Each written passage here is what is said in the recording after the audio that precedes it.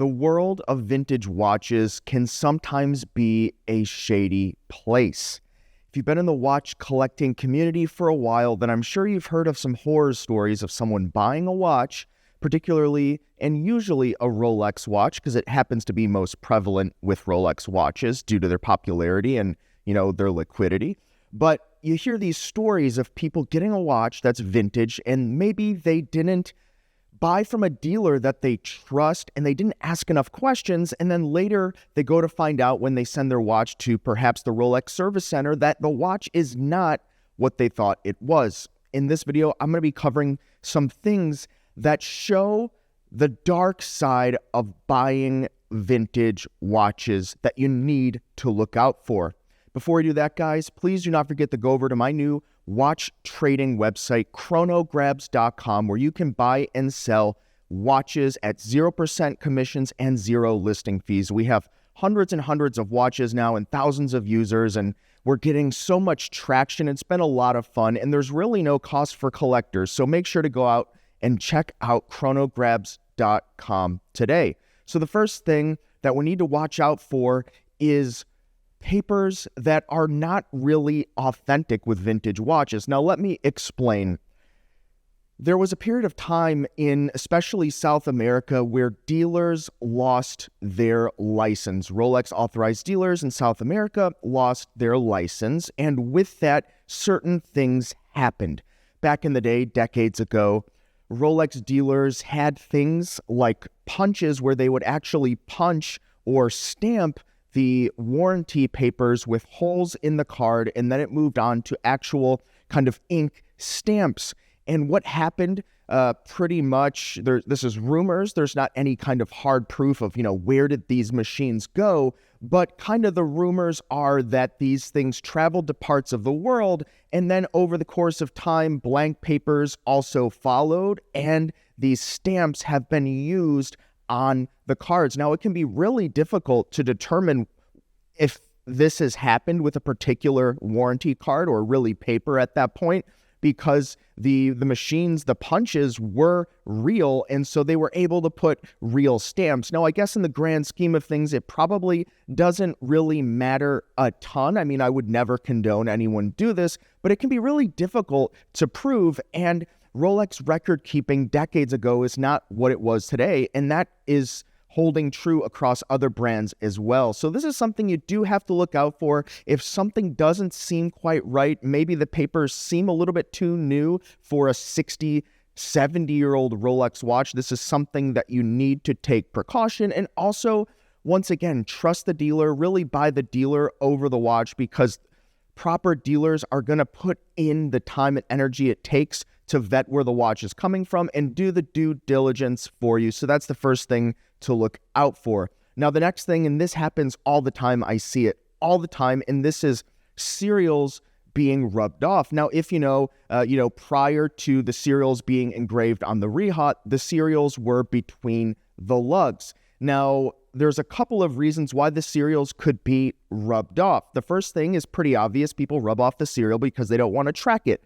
Things like theft. But also, it can be kind of difficult sometimes because as bracelets age, especially with older models, and maybe the bracelets don't fit with the end links very snug into the case, years and years and years, really decades of wearing the watch and moving it around, it can start to rub off the serial number, and that's what makes these things kind of difficult and leads us into kind of this darker gray area of vintage watches where, the serial number may be partially rubbed off, or the bottom numbers. And on some numbers, you can kind of confuse the serials with each other. So you do need to be careful. If the end links don't look like there's a lot of movement on them, there's not too much abrasion, maybe there's a case where someone purposely has tried to remove the serial, and also with the serial between the lugs, it's somewhat common to see the serials being re-engraved. Now, Rolex had a period of time where they would sell service cases, and the cases would have a slash, or they had different kind of mechanisms of identifying a service case, but people will sometimes re-engrave the serial number for a number of reasons. Maybe they just want to make the serial more legible, or maybe they want to change the serial number entirely, and that can be very difficult to discern, especially if you don't have a known good example to compare the watch with under something like a jeweler's loupe or some kind of, microscopic lens to determine if the engraving is authentic. So this is another one you need to watch out for. Now, in kind of the same vein, but a little bit different, we're going to be talking about the dial swaps. Now, generally, kind of the lingo used out there is service dial, but a service dial is not always a service dial. Using the term service dial is really conveying that the watch dial has been swapped out by a Rolex service center or Rolex themselves. But a lot of times people just put a different dial in the watch, and that can be difficult to tell if you don't have service papers, right? If there's not service papers saying that Rolex has swapped out the dial, then you really need to err on the side of caution and just assume that it's a dial swap. Now, there's different types of dial swaps. It can be an authentic dial. It can be a dial that's just kind of floating around out there when people had parts accounts a very long time ago with Rolex.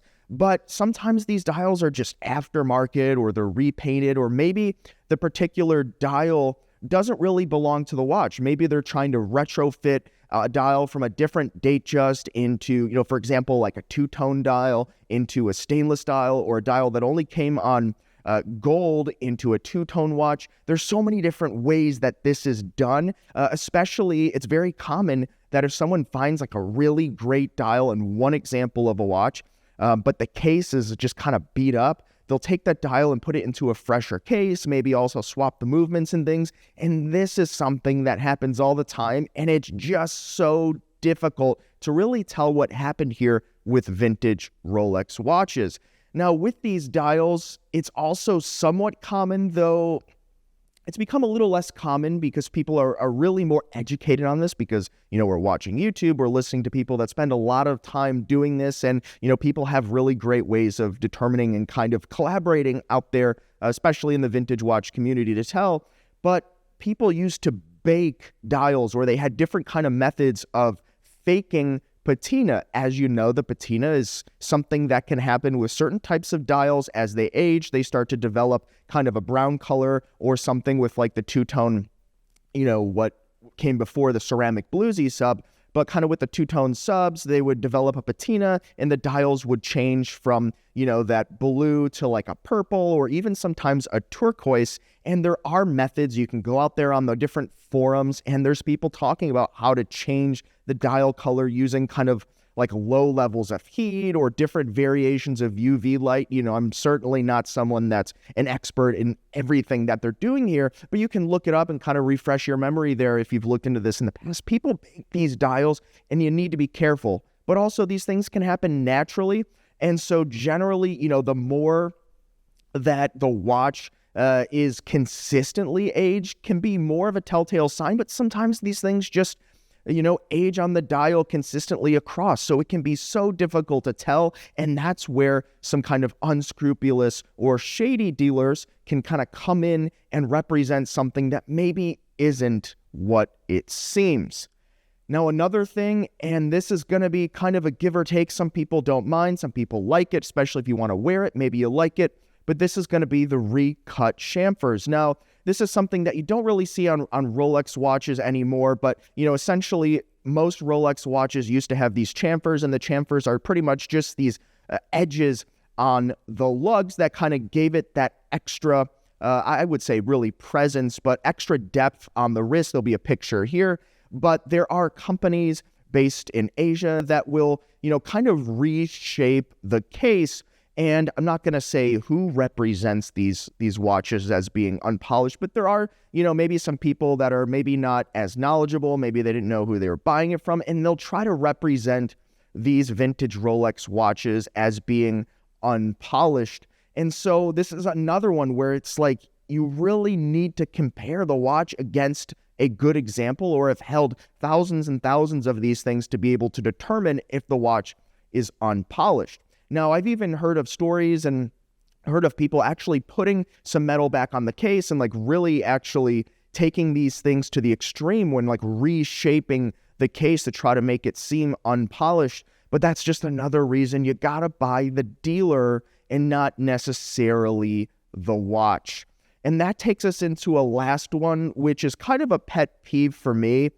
And this is retightened bracelets. Now, much like the recut chamfers, there are people that specialize in different parts of the world at retightening your vintage Jubilee bracelets. As you know, the bracelets begin to sag over time, especially on the older Jubilee bracelets where, they were a lot more flexible. And the link construction, the way that it works, it kind of stretches out and it gets floppy and, maybe it doesn't sit on the wrist the way that you'd like. It just feels a little too flimsy. Well, there's companies that will take apart the whole bracelet and heat up, these links very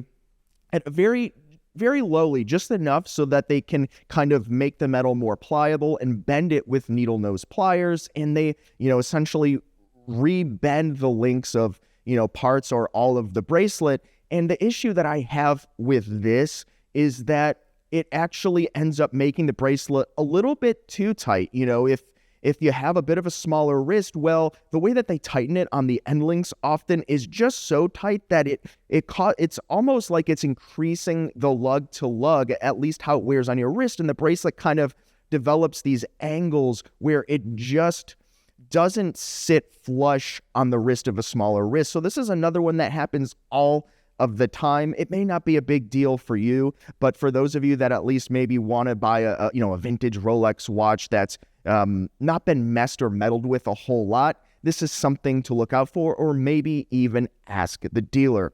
So guys, this has been some things that I'm sharing with you here that just expose a bit of a darker side of the watch collecting experience. But the beautiful thing is, if you watch videos like this and so many others, you do your research, you read the blogs, you go on the forums, you can pick up on these things that happen. And when it comes time to buy a watch, you can ask the seller about these things. And there's so many good sellers out there. So I don't want to really scare you and say, everyone is doing these things. It's not, necessarily everyone here, but just something good to keep in the back of your mind when you're in the process of buying a vintage watch. And guys, please do not forget to check out chronograbs.com, where you can buy and sell at 0% commission and 0 fees. We'll see you next time. You've been chatting with John Pete.